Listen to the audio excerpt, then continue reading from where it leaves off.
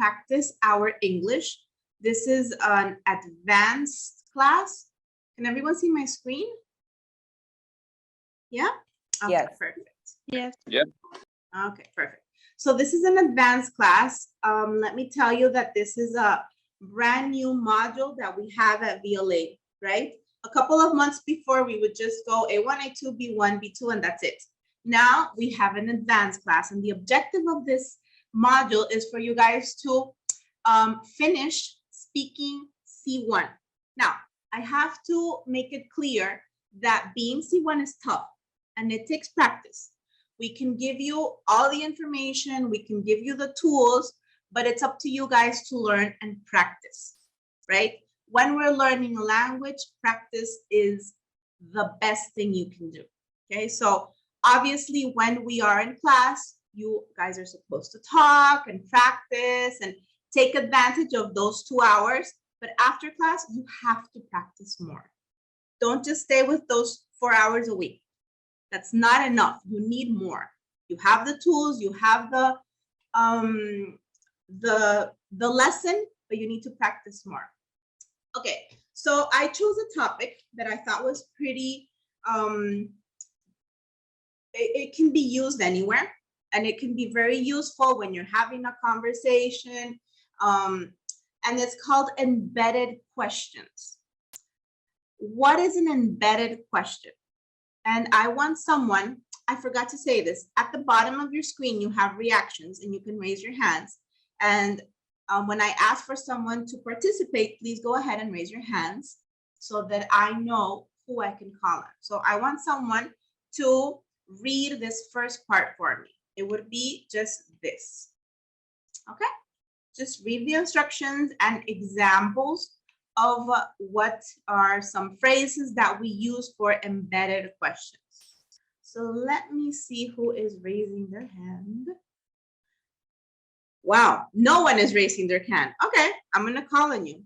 Okay, Anthony, there we go. Brave Anthony, let's go. There we go. I think you can speak now.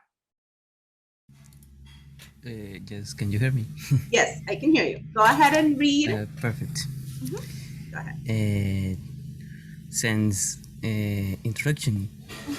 From introduction, Okay. yes, go ahead. An embedded question is a question that is included inside another question or statement. They are common after introductory phrases such as I wonder, could you tell me, do you know, can you remember, I'd like to know, would you tell me, I'm not sure, would you mind explaining? Thank you, Anthony. Perfect, thank you. Okay. Okay, so an embedded question, guys, is a question inside another question. Does that make sense, right? It's a question that is inside another question. So these phrases, for example, I could say, Gabby, could you tell me what time it is? That's a question, right? But an embedded question is when instead of saying, could you tell me what time it is, right? I have two questions in one, right? That is an embedded question. Just, I want you to understand what an embedded question is. Now, there are 5 rules to using embedded questions. And we're gonna go over each of them. So, number 1, if the embedded question is part of a statement, use a period and not a question mark, right? What is a period and what is a question mark? Period, punto, and question mark. Guys, parentheses over here. In English, we do not have double question mark. This does not exist, ever. Eso es horror in English, okay? Eso no es error, eso es horror. You will never, ever have this in English, okay? That is completely wrong. Please don't ever do that mistake. My eyes twitch when I see someone do that, okay? So when a question is part of a statement, we use a period and not a question mark. And we have an example over here. We have, what time did he leave? It's a question. And the embedded question is, I wonder what time he left, right? We have a question within a question. You put a period because it's a statement. Now, look what it says over here. Let me go, and it says, if the question is in the present or past simple verb tense, at the beginning, and this is another parenthesis, at the beginning of the advanced course, we have a couple of lessons where we go over verb tenses because sometimes students are not very clear over the verb tenses, so we go over them as a review. And then we start looking at these subjects. Today, we're not going to go over them. But if a question is in present or past simple verb tense, omit. Omit is do not use. Take it away. The auxiliary verbs do, does, and did. Okay, so we have that example. What time did he leave? I wonder what time he left. We omitted this. We will never say, I wonder what time did he left. This is otro error, right? You don't say that. Okay, and change the verb to its appropriate form. Okay, we have leave, and here we have left. Right?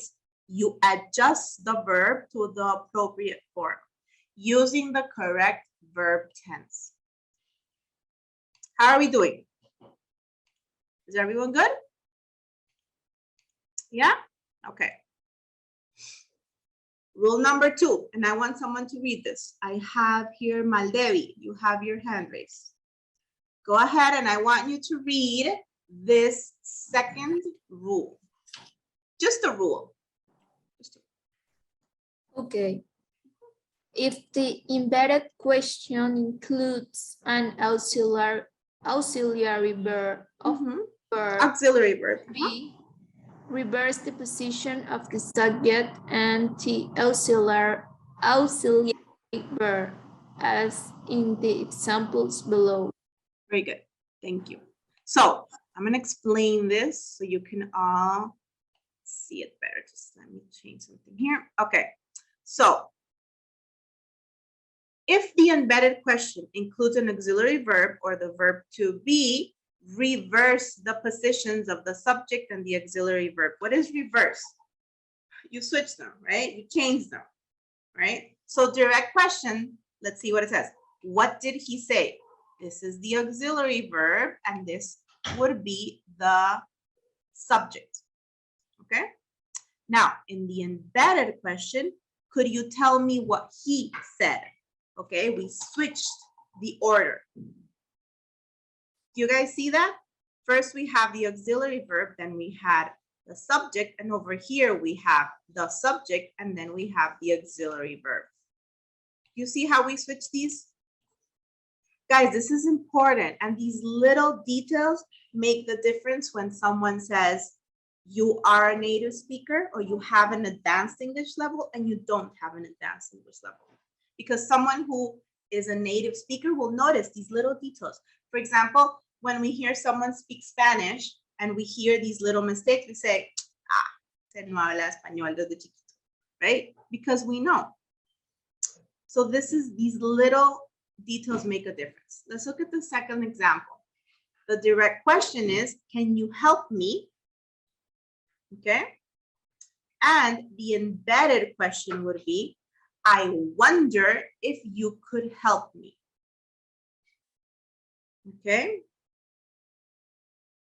Is it clear?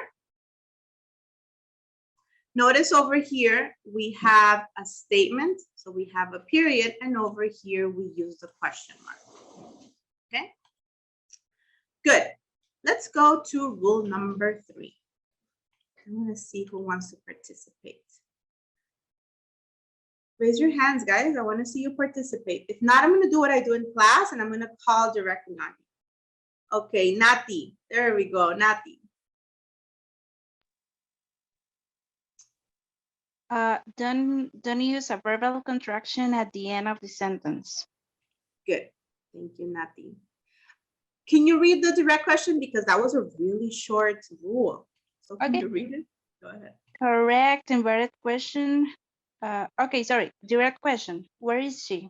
Correct inverted question. Do you know where he is? incorrect embedded question. Do you know where he is? Good.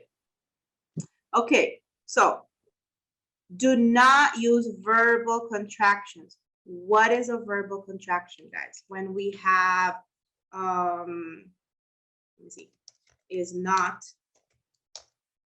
a verbal contraction is isn't, for example. Or the example we have over here is he is, right? The verbal contraction is his. Okay? Those are contractions. What it says is don't use them. It's not correct to say, do you know where he is? That's not correct. What we say is, do you know where he is? Okay? Is it clear? This is an easy rule. Now, this is for embedded questions. Are contractions bad? No, they're not bad. You can use them. I always tell my students, contractions are there to be used. However, if you are in a formal conversation, please avoid them. If you're writing a formal email, a formal report, avoid them. In English, we don't have like in Spanish that we say usted, o vos, o tú, right? And that makes the conversation a little bit more formal, right? Maybe if you're talking to your boss, you would say usted. If you're talking with your brother or your sister, you say vos, right? Could be. Well, it depends on the country, but most of the time that's how it works, right? In English, we don't have that. So these little differences will make your conversation a little bit more formal. So, and this is just a tip, right? In embedded questions, we do not use contractions at the end. Okay, good. How are we doing, guys? Everyone doing okay? Okay, good. Stephanie, se me está haciendo un poquito difícil. Tranquila. Para eso estamos, para aprender. Para eso estamos. No hay por qué preocuparse si se está haciendo algo difícil. Embedded questions y los temas que se ven en advanced es una gramática avanzada. Y cada nivel y cada módulo tiene la gramática que corresponde a ese módulo. ¿Ok? Entonces, no hay por qué preocuparse. Importante, educar el oído. Si hay cosas que no entienden, pueden escuchar y ahí ustedes van educando el oído. Okay. Paul says a question inside another question. Okay. Paul, what I'm saying is, let me go back. We have, for example, what I said, I wonder what time it is. That's like two questions. I wonder, I can say, I wonder if today is Wednesday. That's a question. But when I also say, I wonder what time he left, for example, in this example in the bottom, you have two questions, right? I wonder is one question, and what time he left is the other question, right? That's what it means, a question within a question. Yes? I hope that makes it a little bit better. Okay, let's continue. What rule were we on? I forgot. Okay, rule number 4. Here we go. Rule number 4. Embedded questions are introduced by whether or not. And if, when there is no question word in the sentence. Es como un revoltijo acá, ya se los voy a explicar. Will he be there? Is the direct yes or no question. Will he be there? Yes. Will he be there? No. And in the embedded question is, do you know if he will be there? Do you know whether or not he will be there? Do you know whether he will be there or not?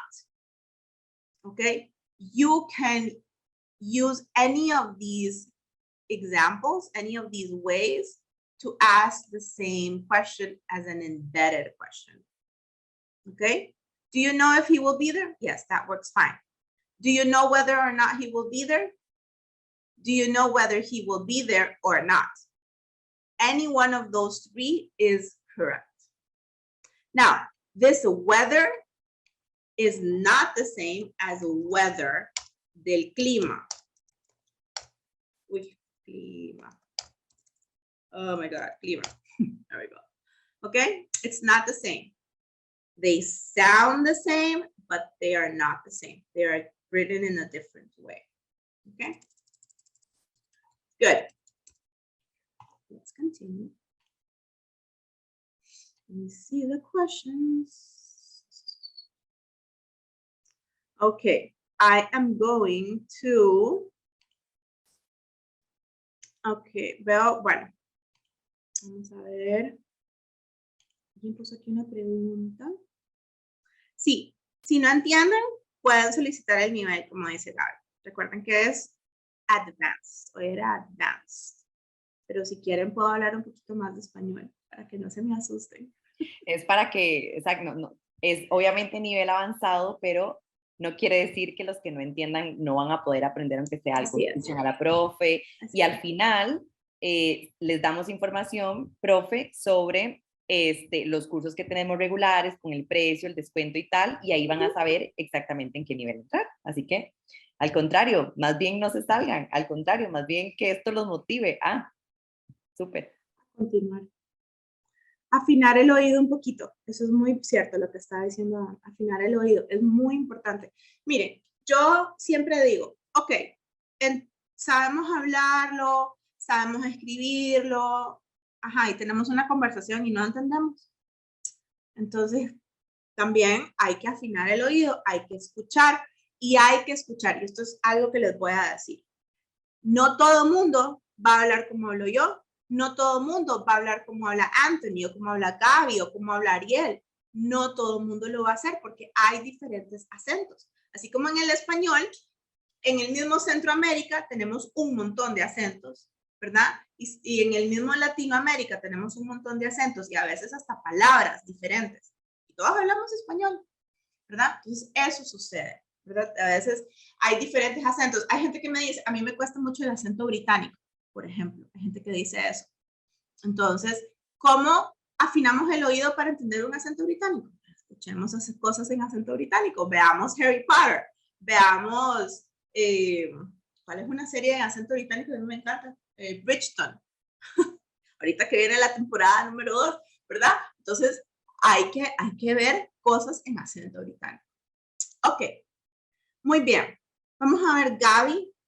I want you to read rule number 5. So, can you go ahead? Creo que ya, ahí está. Hello, but I have a question. Tell me. Yes. Tell me. Yeah, it's because I don't understand why you say that. Do you know it's a question? Because for me, do you know, or another expression is just an expression who completes the question. So for me, doesn't have sense. Doesn't make sense. Yeah, it doesn't make sense to see that part as a question. So I would like to you explain. Well, maybe you see it as an expression, but it's really a question. If I say, do you know Spanish? It's a question. It's not an expression. It's a question. However, maybe you've said this embedded question before and you didn't know it was an embedded question. Yo le estoy poniendo nombre a algo que tal vez ya lo habían ocupado y no sabían que era un embedded question. Do you know if he will be there? Right? Puede ser que muchos hayan dicho una pregunta así, pero no sabían que se llamaba embedded question. Y viene René y le pone un nombre ahí todo complicado. Embedded question. Ok, embedded, si lo buscan en el diccionario, es cuando algo está como dentro de algo, como metido dentro de algo, como encapsulado. Eso es embedded, para que lo busquen en el diccionario. Por eso, esto se llama embedded question, porque es una pregunta dentro de otra pregunta. Do you know es una pregunta, no es una expresión. Do you know Spanish? Do you know what day it's today? Do you know how to cook? Todas esas son embedded questions. Okay? I hope I answered your question, Gaby. So I want someone to go ahead and read rule number 5. A ver. Rolando.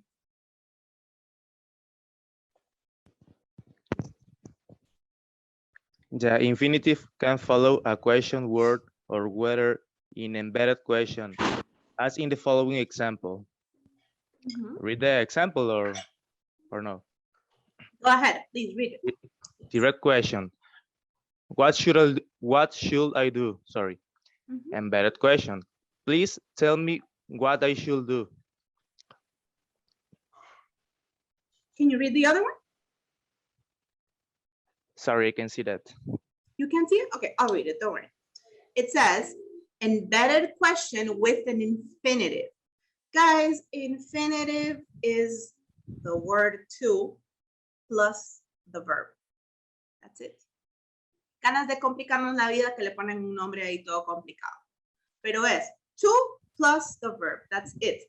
That is infinitive. Okay? So embedded question with an infinitive is, please tell me what to do.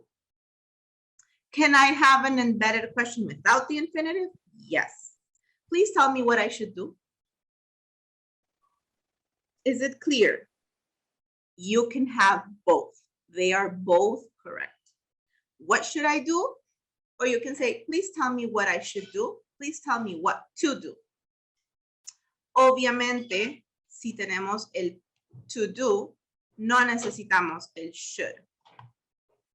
¿No? Porque ya ahí está dicho. Okay? Good. Let's continue because I want to do an exercise with you guys. Okay. This is an exercise that I like a lot. As a teacher, I like these sort of exercises because it makes us think and it makes us try to organize things, and I personally like puzzles. So I like this sort of puzzle. Now, Gaby said that at the end you're gonna have a quiz and we're gonna have a game. You are going to have, y ya les estoy soplando, yo se los voy a soplar, van a tener un ejercicio como este en una de las preguntas para que sepan. So, quiero que en el chat, vamos a hacerlo en el chat. Okay, Maldevi says an example of weather and weather. Weather es el clima, es que no se pronuncia diferente, se pronuncia igual. Weather y weather. La diferencia está en cómo se escribe.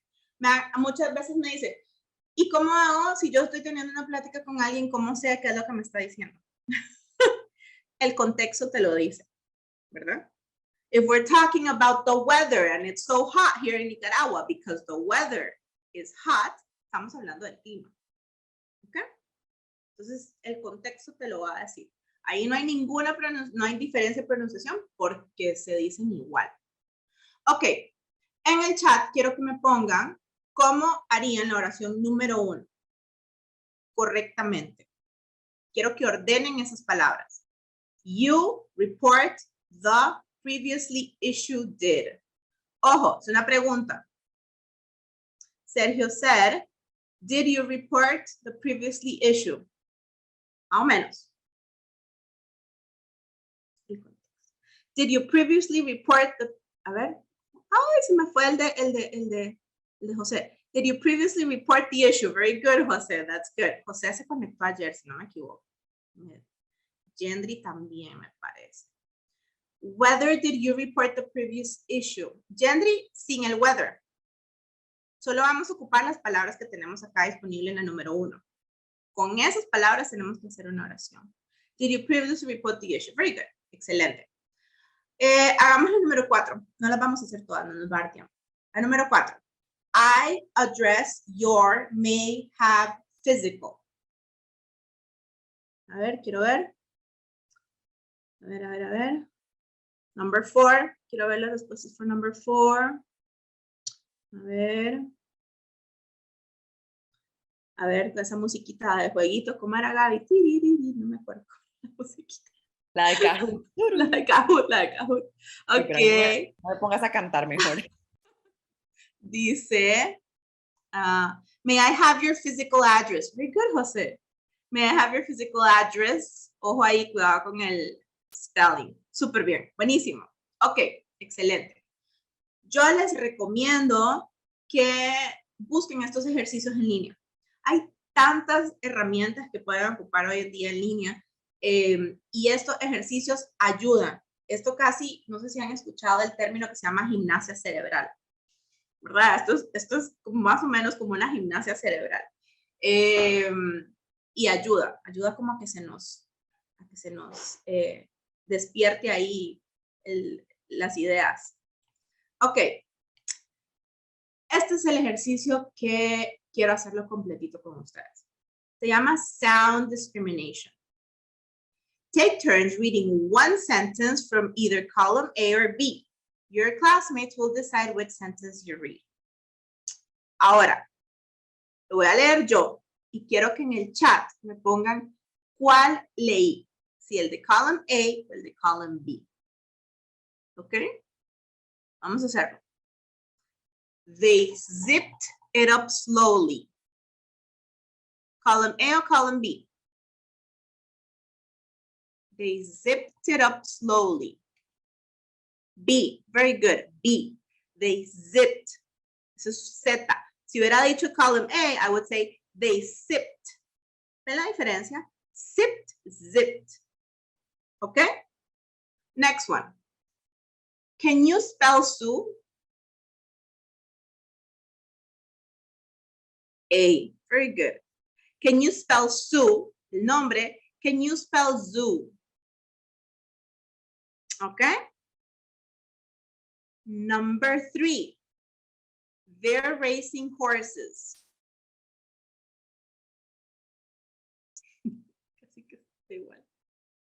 They're racing horses. Actually, it was from column A. They're racing horses. Si hubiera sido column B, yeah, both fuera serio. Si hubiera sido column B, it would be they're racing horses. Casi igual, casi igual. Ahí estoy de acuerdo. Ahí está como complicado. Ahí es donde uno pregunta, are they racing como que están criando o are they racing como que están haciendo la carrera, right? Ahí uno pide la aclaración. Okay, I'm going to read number 5. That's not reason enough. B, very good. Si hubiera sido column A, sería that's not recent enough. One is reason and the other is recent. Okay, very good, guys.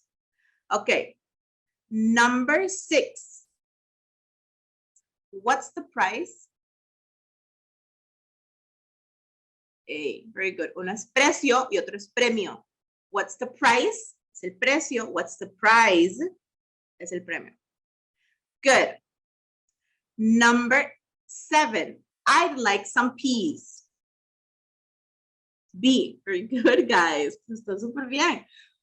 I'd like some peas. Peas son, bueno, acá en Nicaragua les decimos petit pois. No sé cómo se dice el nombre oficial. Creo que guisantes. Guisantes, son guisantes. Acá en Nicaragua le decimos así. Ok, muy bien. Good. A ver, let's go with number 10. Do you have any plans?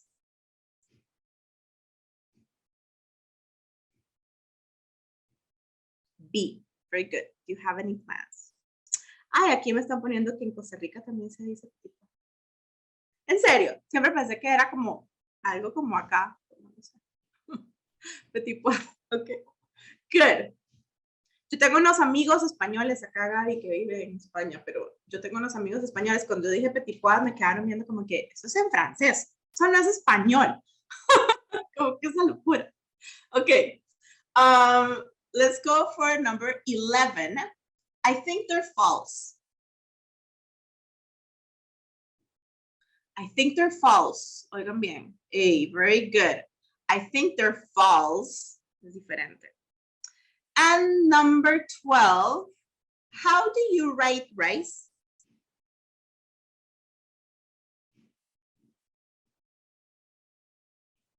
A, very good, guys. How do you write rice? Very good. Excellent. Okay. Someone want to try this? ¿Alguien quiere hacer el intento? Y aquí todos le adivinamos.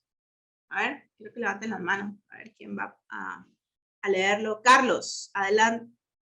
Carlos subió la mano y la bajó. Ahí está. Carlos, dale. Creo que ahí... ¿Puedes hablar, Carlos? Hello. Carlos, escoge una, nos decís el número nada más y la lees. Can you spell Sue? ¿Cuál leyó Carlos? Está correcto, Carlos. Todos te pusieron acá B. A ver, Carlos, creo que se le cortó la... Ok, Carlos puso... Ok, B. Okay, excelente. Ok, ¿alguien más? Quiero que haga el intento. A ver, quiero ver. Yandri. A ver, Yandri.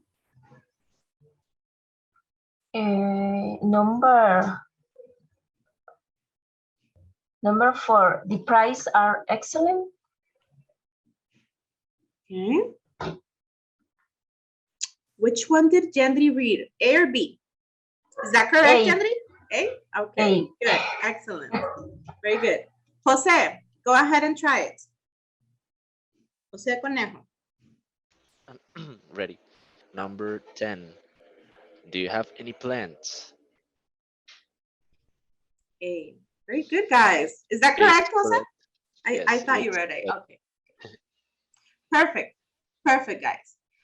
This is a good exercise because you can learn. This works both ways. The person who is reading practices their pronunciation because obviously we have to be able to do those little differences. For example, if I say sipped or zipped, if I say zoo or zoo, if I say racing or racing, right? Unas diferencias mínimas. Prices or prices, right? Practicamos la pronunciación, pero afinamos el oído. Aprendemos a discriminar entre los sonidos. Muy bien, ya vamos a ir terminando, se los prometo. Building rapport. Voy a leer esto rápido y esto es muy importante. Esto también les va a ayudar. Lo voy a leer yo súper rápido.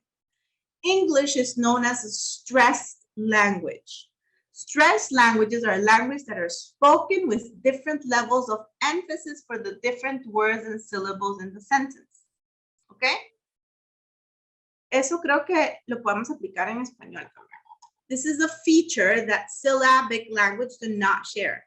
Syllabic languages are languages that are spoken with equal emphasis on every syllable. ¿Ok? No tenemos ese ¿cómo es este? Esa diferenciación de sonidos. Speakers of the latter, guys, este latter significa de lo último que acabamos de mencionar. Eso significa ladder, no ladder de escalera. Se escribe diferente. Cannot understand why speakers of stressed languages seem to almost rush past certain words while slowing down and stressing on others. To explain, consider the word can. Un ejemplo simple, can. When one uses this word passively, it can become can. Así que esa A no la decimos. The vowel goes almost unsaid, unstressed, as in we can go out on Saturday, on Sunday. We can go out. Esa A casi no se pronuncia. On the other hand, the negative form can't, this never goes unstressed. It's always pronounced. Ojo el ejemplo. We can go out on Sunday or we can't go out on Sunday. Esa pronunciación es lo que estamos hablando acá. As a result of this, it is required of any English speaker that he or she be aware of the words that are stressed in English and those that aren't. This will, of course, become clear through regular conversations. But for now, you must remember. ¿Qué es esto? Esto es práctica. Afinar, escuchar, sumergirse lo más que puedan en el inglés. Yo, los que tienen hijos chiquitos, pónganles desde ya grabaciones, videos. A los niños les gusta, bueno, por lo menos yo digo de mis hijas, les gusta ver tal vez YouTube o algo así. Vean, pónganle las grabaciones en inglés. No les pongan cosas en español. Español hablan donde viven, español hablan en la escuela, español hablan en la casa. Entonces, cuando puedan, pónganles algo en inglés para que poquito a poco ese tipo de cosas que estamos mencionando aquí se vuelva parte de ellos. ¿Ok? Claro, yo les hablo en español y uno a veces dice, pero ¿por qué se usa tal conjugación? No sé. Yo en el colegio, verbo pluscuamperfecto, solo me acuerdo del nombre. Me preguntan cuál es el verbo pluscuamperfecto, no tengo la menor idea. Pero yo, si a mí alguien me dice algo, yo digo, eso me suena como raro. Es que ese es el verbo pluscuamperfecto. Bueno, yo le creo. No tengo ni idea, ¿verdad? Pasa lo mismo cuando aprendemos el inglés y ya es parte de nosotros, podemos hacer esa discriminación. Entonces, ¿qué es lo que queremos recordar? Número 1. Content words are stressed. Pónganle mente a esta pregunta, por favor, que les va a salir en el quiz más adelante. Content words are stressed. Content words include nouns, normal verbs, run, build, shout, right? Adjectives, beautiful, large, friendly. No voy a entrar que son adjectives, adverbs. No vamos a ir en ese detalle. Pero estos son content words are stressed. Nouns, normal verbs, adjectives, adverbs. Yo diría, para que se acuerden bien, como la carnita de la oración. Lo que le da gusto. ¿Ok? Ahora, function words are unstressed. What are function words? Determiners, like a, the, and, auxiliary verbs, conjunctions, and pronouns. ¿Ok? Function es lo que nos une, es lo que va uniendo la oración, lo que hace que tenga sentido, pero no es la carnita. ¿Cierto? Content words are stressed, functional words are unstressed. ¿Ok? Espero que eso haya quedado clarito, porque eso es importante. A ver, yo veo películas en inglés con subtítulos en español. Sí, muy bien. Martín pone, es el have, had, been en español. Es el verbo pluscuamperfecto. No lo sé. Pregúntenme de inglés mejor. VLA, certificaciones que te pagan bien.